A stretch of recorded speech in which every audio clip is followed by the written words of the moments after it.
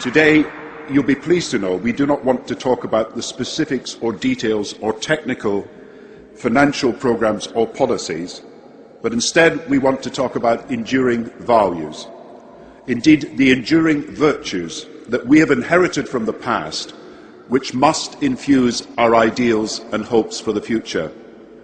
And I want to suggest to all of you here today that this most modern of crises, the first financial crisis of the global age, has confirmed the enduring importance of the most timeless of truths, that our financial system must be founded on the very same values that are at the heart of the best of our family lives.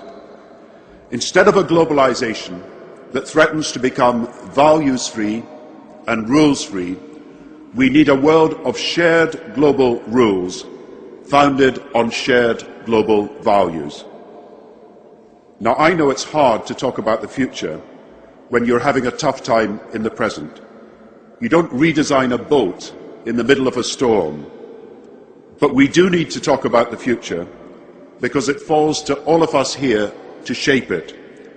And when Martin Luther King talked about the fierce urgency of now, he asked us to awaken to a tide in human history, which, if missed, means you can end up being literally too late for that history.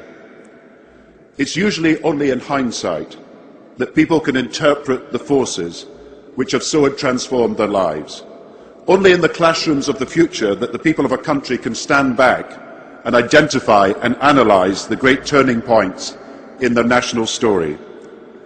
But we do not need the benefit of hindsight to know that the sheer scale, scope and speed of today's global changes is throwing up problems which, if we do not address, will condemn millions around the world to a life that is unsustainable, insecure and unfair.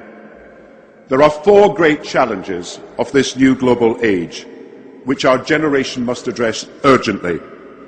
Financial and economic instability in a world of global capital flows, environmental degradation in a world of changing energy need, violent extremism in a world of mass communications and increased mobility, and extreme poverty in a world where there are still growing inequalities.